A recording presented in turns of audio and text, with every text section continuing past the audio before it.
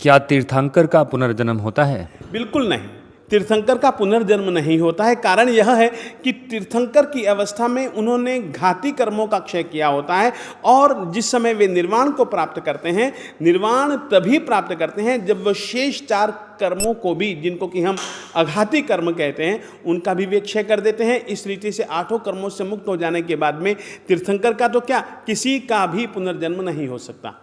ये थे आदरणीय आचार्य श्री विजय धर्म धुरंधर सुरीश्वर जी महाराज के विचार। और आइए अब जानते हैं जगत गुरु तत्वदर्शी संत रामपाल जी महाराज के विचार। मूर्ख बनाने के लिए अनजान लोग कहते हैं कि जो तीर्थंकर बन जाता है, जो तीर्थंकर की पदवी प्राप्त कर लेता, उसका पुनर्जन्म नहीं होता। ये भी इनकी भूल है। ऋषभ देव जी का जन्म हुआ, वो बाबा आदम हुआ। देखिएगा पुस्तक आओ जैन धर्म को जाने, ये पुस्तक आओ जैन धर्म को जाने, ये आपको अभी दिखाई थी। लेखक हैं प्रवीण चंद्र जैन, M.A. शास्त्री, जम्बूद्वीप हस्तिनापुर। प्रकाशक हैं श्रीमती सुनीता जैन, जम्बूद्वीप हस्तिनापुर मेरठ से। मुद्रक है Dhirendra Jain, new Rishabh offset printer Meerut. Phone number इतना। अब इसमें दिखाते हैं ऋषभ देव जी का अगला जन्म क्या हुआ। 154 पृष्ठ पे आओ जैन धर्म को जाने, 154 पृष्ठ पे। भगवान श्री आदिनाथ को ये कहे कौन कौन से तीर्थंकर को सभी धर्मों में पूजा जाता है। प्रश्न है कौन से तीर्थंकर को सभी धर्मों में पूजा जाता है।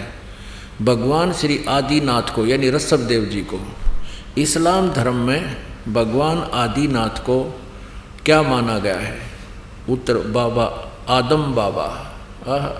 यहाँ वैदिक ग्रंथों में भगवान श्री आदिनाथ को विष्णु का कौन सा अवतार माना गया है। 8वां अवतार। अब ये हमने ये याद रखना है कि इस्लाम धर्म में भगवान आदिनाथ यानी ऋषभ देव जी को बाबा आदम रूप में जन्म हुआ उनका। पुण्यात्माओं, मनुष्य जीवन मिला है और भक्ति करने की प्रेरणा आपके अंदर प्रबल है, क्योंकि आपने बहुत से स्थानों पर घूमकर देखा है, गुरु भी बना रखे हैं। लेकिन उन गुरुओं से आपको क्या लाभ हो सकेगा, ये इस सत्य सत्संग से, तत्व ज्ञान से आप आसानी से समझ सकते हो। अब आपको दिखाते हैं बाबा आदम अर्थात ऋषभ देव जी कहाँ गए। वे पितरलोक में गए। एक कॉमन स्थान है जहाँ पर एक साइड में स्वर्ग है, एक साइड में बहुत लंबा चौड़ा पितरलोक है। जो पितर योनि को प्राप्त कर जाते हैं वो प्राणी उस पितरलोक में चले जाते हैं। आपको दिखाते हैं जीवनी हजरत मोहम्मद। ये देखिए, पहले आपको मौखिक बताते हैं थोड़ा। हजरत मोहम्मद जी को एक खच्चर जैसा जानवर आया ऊपर तक, वो उनको साथ लेकर के एक जबरील नाम का देवता उनको उस खच्चर जैसे पशु पर बैठा करके ऊपर ले गया। वहाँ स्वर्ग बताते हैं कि स्वर्ग में देखा एक व्यक्ति दाईं ओर मुख करके तो हंस रहा था और बाईं ओर मुख करके रो रहा था बुरी तरह। हजरत मोहम्मद जी ने पूछा उस जबराइल नामक देवता से, फरिश्ते से, कि ये व्यक्ति कौन है, ये क्यों हंस रहा है और क्यों रो रहा है। उस जबराइल ने बताया कि ये बाबा आदम है, दाईं ओर स्वर्ग में इसकी नेक संतान है, अच्छी संतान सुखी है, और बाईं ओर नरक है, उस नरक में इसकी निकम्मी संतान वह महाकष्ट उठा रही है। दाईं ओर जब देखता है अपने संतान को सुखी देखकर ये खुश होता है, और इधर बाईं तरफ नरक में अपनी निकम्मी संतान को कष्ट उठाते हुए उसको उनके ऊपर यातनाएं दी जा रही हैं, उनको देखकर ये रो रहा है। बता, या ये फायदा मिला ऋषभदेव को। अब ये लाभ हुआ ऋषभदेव की साधना से, ये पितरलोक में गया, बाबा आदम का जन्म हुआ, स्वर्गलोक इसको कहते हैं। अब वहाँ स्वर्ग में भी चैन को ना ऋषभदेव को, बाबा आदम को वहाँ भी कभी हंस रहा है कभी रो रहा है, तो यहाँ में और वहाँ में क्या अंतर हो गया? इन साधनाओं का ये बेनिफिट है, और जो ये दास बताएगा परमात्मा ने आकर बताई है, उससे क्या लाभ होगा वो भी बताएंगे। अब देखिएगा जीवन चरित्र हजरत मोहम्मद मुसलमान धर्म के प्रवर्तक का। जीवनी हजरत मोहम्मद सल्लल्लाहु अलैहि वसल्लम, मोहम्मद इनायतुल्लाह सुबहानी इसके राइटर हैं। हजरत मोहम्मद की जीवनी है सल्लल्लाहु अलैहि वसल्लम, इन्हीं की उपमा ही है। मोहम्मद इनायतुल्लाह सुबहानी अनुवादक हैं नसीम गाजी फलाही। इन्होंने तो ये अरबी भाषा में लिखा था, अनुवादक ये है हिंदी में। मरकजी मकतबा इस्लामी पब्लिशर्स नई दिल्ली, इस्लामी साहित्य ट्रस्ट प्रकाशन 81, सर्वाधिकार सुरक्षित है। ये है नाम मूल किताब मोहम्मद अरबी, उर्दू से इसका अनुवाद है। प्रकाशक मरकजी मकतबा इस्लामी पब्लिशर्स D 307 दावत नगर अबुल फजल इनकलेव, जामिया नगर नई दिल्ली से। ये इनके दूरभाष और फैक्स नंबर है। मुद्रक है HS ऑफसेट प्रिंटर्स नई दिल्ली। अब इसके 161 से प्रारंभ करते हैं। पहले प्यारे नबी सल्लल्लाहु यानी हज़रत मोहम्मद बता रहे हैं कि आज रात बुराक नामक एक जानवर आया, उस पर बैठकर मैंने बैतुल मरकादस की सैर की। वहाँ पहुँचा तो नबियों की जमात आई, उनमें अब्राहिम, यानी ये सारे वही हैं जो हजरत ये मुसलमान धर्म के जितने भी हैं और ईसाई धर्म के उस पितरलोक में हैं। उनमें इब्राहिम अलैहिस्सलाम भी थे, मूसा और ईसा अलैहि भी थे। मैंने उन सबको नमाज भी पढ़ाई। हजरत मोहम्मद जी बता रहे हैं कि उससे पितरलोक में ये मूसा जी ईसा जी जिससे ईसाई धर्म चला वहीं थे, और मैंने उन सबको नमाज पढ़ाई। अब 164 पृष्ठ पाते हैं। प्यारे नबी यानी हजरत मोहम्मद बता रहा है, अपने सच्चे साथियों के बीच बैठे अल्लाह ने उनको जो बड़ी बड़ी नेमत दी थी उनका जिक्र करने लगे। अपने साथियों बता रहे हैं हजरत मोहम्मद जी मुसलमान धर्म के प्रवर्तक। बैतुल मरकादस से आकाश पर जाने का हाल भी सुनाया। वहाँ कुदरत के जो जलवे देखे थे उनको भी बयान किया। आप यानी हजरत मोहम्मद ने फरमाया बताया कि इस तरह हजरत जबरील अलैहि मुझे पहले आकाश पर ले गए। वहाँ इंसानों के बाप हजरत आदम अलैहि मिले।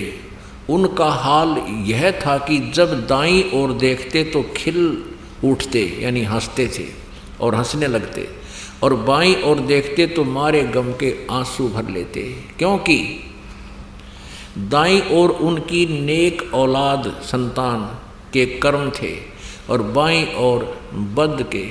हजरत आदम अलैहि ने आप सल्लल्लाहु यानी हजरत मोहम्मद को देखा और बोले, तुम्हारा आना मुबारक हे नेक नबी, हे नेक बेटे। हजरत मोहम्मद को वो बाबा आदम बोल रहा है, तुम्हारा आना मुबारक हे नेक नबी, हे नेक बेटे।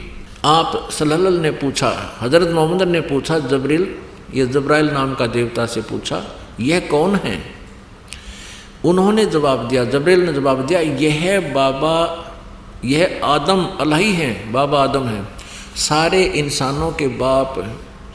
फिर जबरील अलैहि आप सल्लल्लाहु को दूसरे आकाश पर ले गए, फिर तीसरे पर इसी तरह आगे बढ़ते गए। आप जिस नबी के पास से गुजरते ये मनमोहक शब्द कानों में गूंजते। अपने आत्माओं, सौभाग्य आपका, आप जी को परमात्मा ने छुट्टी दिलवाई काल के कोलूत हैं और यहाँ आपको बैठाया और आपके ऊपर ये अमृत की वर्षा की। अब किसी भी अक्षेत्र में हम कदम रखते हैं तो उसके लिए हमें समय भी चाहिए। एक बच्चा स्कूल पढ़ने जाता है। बीए करने के लिए उसने 14 वर्ष फ्री चाहिए, तब वो 14 पढ़ सकता है। और तब उसको क्या प्राप्त होता है? एक रोजी रोटी की व्यवस्था होता हो ना भी हो, कोई गारंटी नहीं। और ये आत्म कल्याण का इतना बड़ा प्रोजेक्ट, इतना महाउपकार का कार्य, इसमें भी समय आपको चाहिएगा। आपने ये क्लास अटेंड करनी पड़ेगी यदि आप यहाँ से छुटकारा चाहते हो, ना तो यह दुर्गति तैयार है। अब आप जी ने देख लिया कि बाबा यानी Shri Rishabh Dev ji, founder of the Jain religion, वो क्या बना, उसकी मृत्यु कैसे हुई, और ऐसे अच्छे साधक की ये काल ऐसे दुर्गति करता है। और फिर आगे चल के उसने जो नाम दिया मारीची को, उसकी क्या दुर्गति हुई। और महावीर जैन, वही आत्मा महावीर जैन बना, उसका कोई गुरु नहीं, आगे कोई उनकी शास्त्र अनुकूल साधना नहीं, पाखंड मत स्वयं की, पाखंड साधना स्वयं की, बकवादें, पाखंड माने बकवाद, और आगे भी वो बकवाद शुरू करा गया। वर्तमान के जैनी वो साधना करें, उनकी क्या हालत होगी ये अंडरस्टूड है। और बाबा आदम बने वही ऋषभ देव जी, उनकी स्वर्ग में भी क्या दुर्गति हो रही है, वहां भी चैन नहीं उनको। ओए होए। अब परमेश्वर ने आके बताया, ब्रह्मांड 2100 आग लगी है, कृत्रिम बाजी सभी ठगी है। 21 ब्रह्मांड तक इस काल के लोकों में कहता आग लगी हुई है, कोई भी जीव सुखी नहीं। अब प्रसंग चल रहा था, सुखदेव ने 84 भुगती बना पजावे खरवो, तेरी क्या बुनियाद प्राणी तू पंडा पंथ पकड़वो। अब तेरी क्या बुनियाद प्राणी, तू वो रास्ता ग्रहण कर, वो मार्ग ग्रहण कर जिससे तुझे फिर से ये दुर्गति ना हो, तेरी फिर जन्म मृत्यु कभी ना हो। तो परमात्मा कहा करते, निरंजन धन तेरा दरबार, निरंजन धन तेरा दरबार, जहाँ पर तनिक ना न्याय विचार। पाखंडी की पूजा जग में, संत को कहें लबाड़। पाखंडी की पूजा जग में, संत को कहें लबाड़। अज्ञानी को परम विवेकी, ज्ञानी को मूड गंवार। निरंजन धन तेरा दरबार, निरंजन धन तेरा दरबार, जहाँ पर तनिक न न्याय विचार। कह कबीर सुनो भाई साधो, यहाँ सब उल्टा व्यवहार। कह कबीर सुनो भाई साधो, यहाँ सब उल्टा व्यवहार। सच्चों को तो ये झूठा बतावें, इन झूठों का एतबार। निरंजन धन तेरा दरबार, निरंजन धन तेरा दरबार, जहाँ पर तनिक ना न्याय विचार।